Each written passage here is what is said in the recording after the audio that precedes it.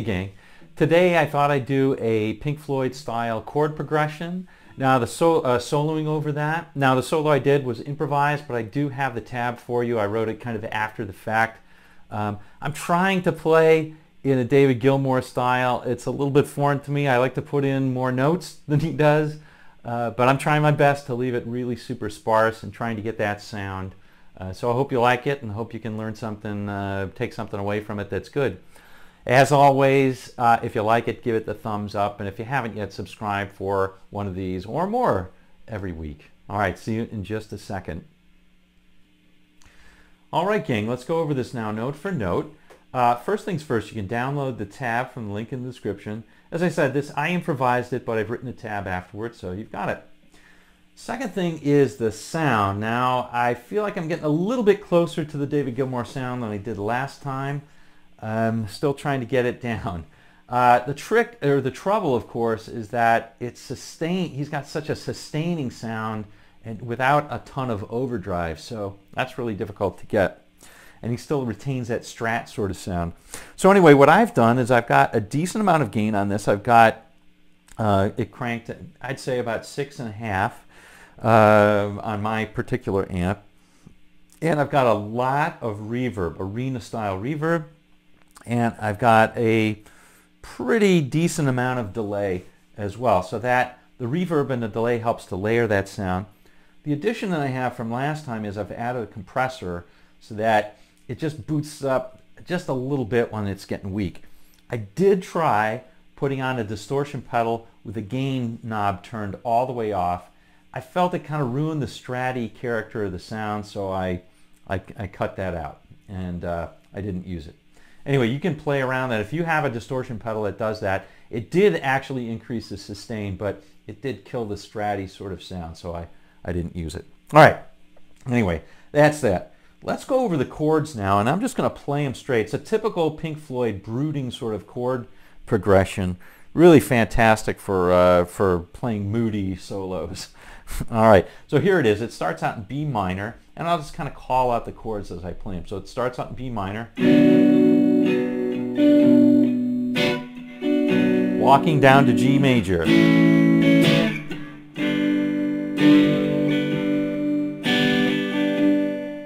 Now it's going to walk back up to B minor. Okay? And it walks there through the A major chord.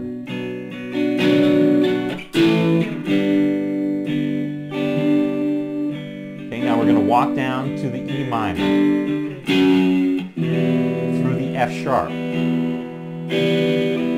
Played that bass note. Now back to the B minor. Okay, and that's it. From the E minor, it walks to that B minor through that A major chord. All right, so nice and slow, real good to get that real moody groove in. All right, let's get to the solo now. I'll play the whole thing first, and then we'll go through it line by line. So here we're going to start out with a very David Gilmour-esque sort of line up here on the 7th fret over that B minor chord. Here we go.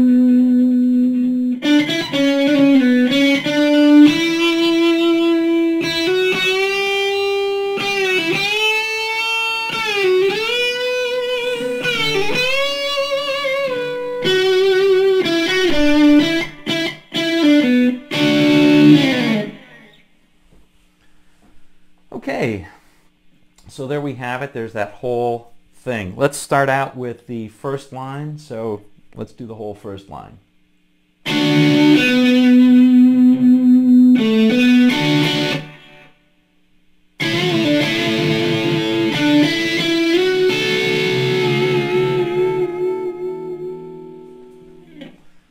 Okay, so we're going to start out with this double stop here on the 2nd and 3rd frets, playing on the 7th, and then just hitting on the 9th fret on the 4th string and letting all of that ring. And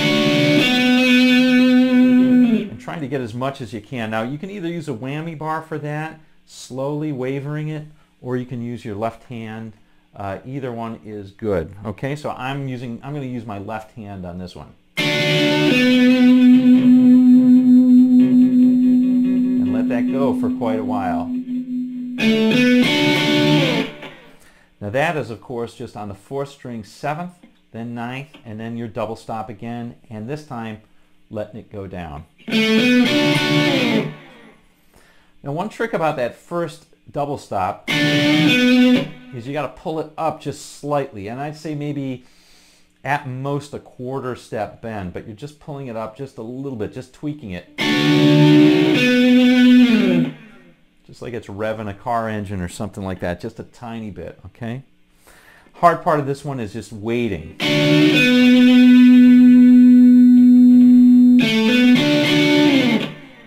Okay, then we're going to play this. That's almost a country style sort of thing. We're playing on the 3rd string, the 9th, and on the 2nd string, the 10th. And what we're going to do is we're going to bend up on that 3rd string a whole step, bring it down to 9, pull off to 7th, and play back to 9, like so. Play it nice and slowly.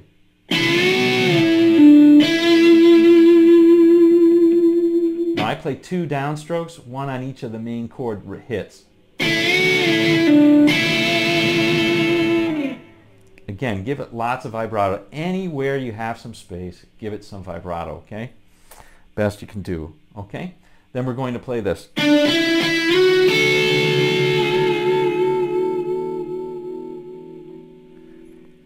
Okay, that is playing from the 7th. We'll play 7th, 9th on the 3rd, slide up to 11th, and then while we're letting it ring, play the 10th on the 2nd, okay? Piece de resistance is I'm putting some vibrato. You can either do it with your left hand or the vibrato, or the tremolo. I use the tremolo on this one.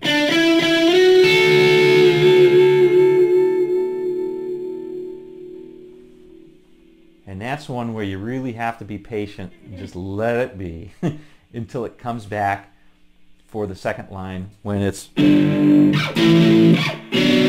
that, again, to that B minor. All right, here's the 2nd line.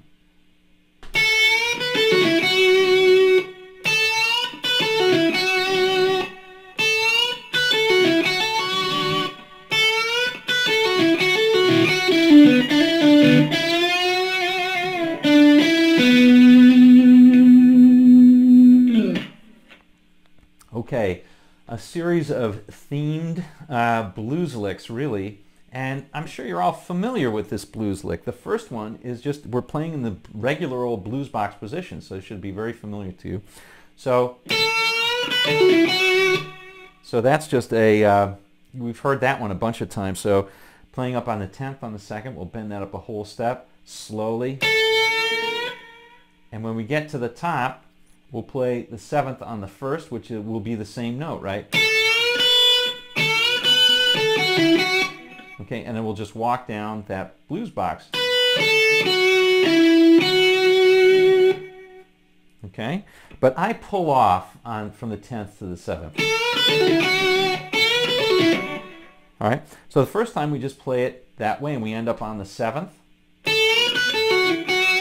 Second time we do it exactly the same.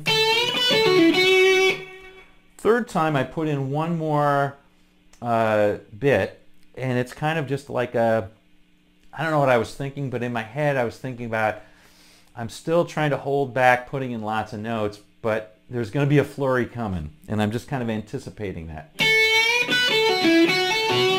So I put in that little hammer on and pull off the 3rd time. Okay, now here's the line with some flurry.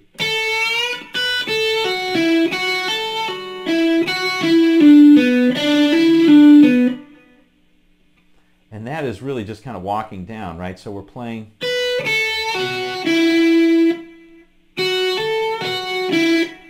And now we're we're coming down, starting on the 7th on that second. And then we're playing finally.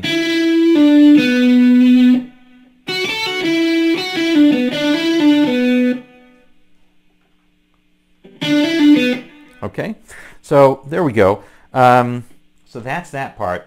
And then we're just simply, at the end of it, we're playing.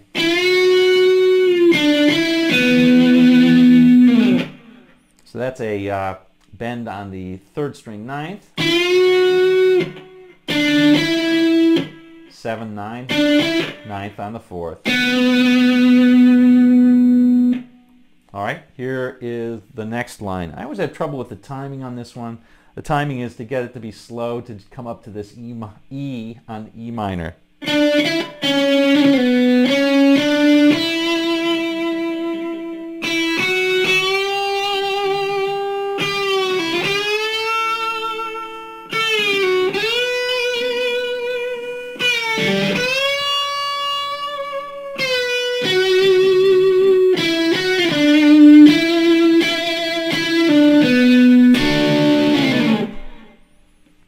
Okay, the first bit is really kind of, this is not really David Gilmour-esque.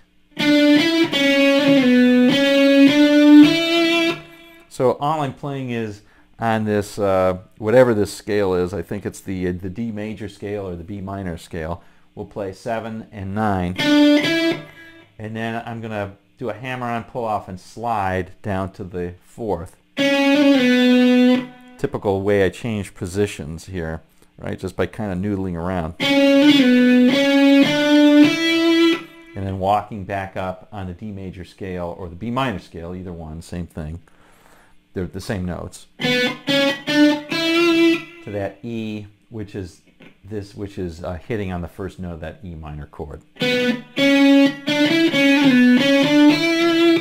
Okay, now I'm going to do a series of bends.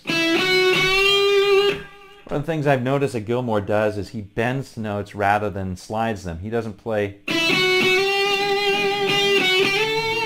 He'll bend to each of those. So anyway, that's what I'm trying to do here.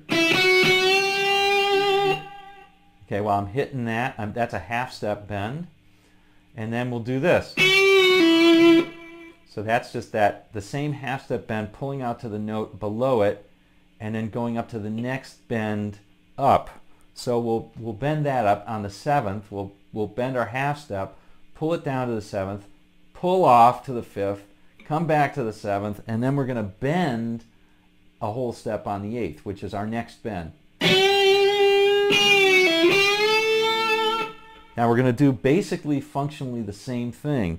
We'll come down on that, off that bend from the 8th, pull off to the 7th, which is one note below the 8th, and then we'll come back to our 10th and bend that.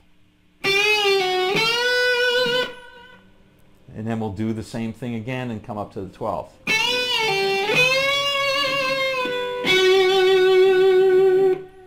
Okay, so that's that last piece. All right, 12, that's just a whole step bend coming down, and then play the 11th on the 3rd. Finally, we're going to end it by coming back to that B minor and play a really strong B minor chord. Same idea that we had at the end.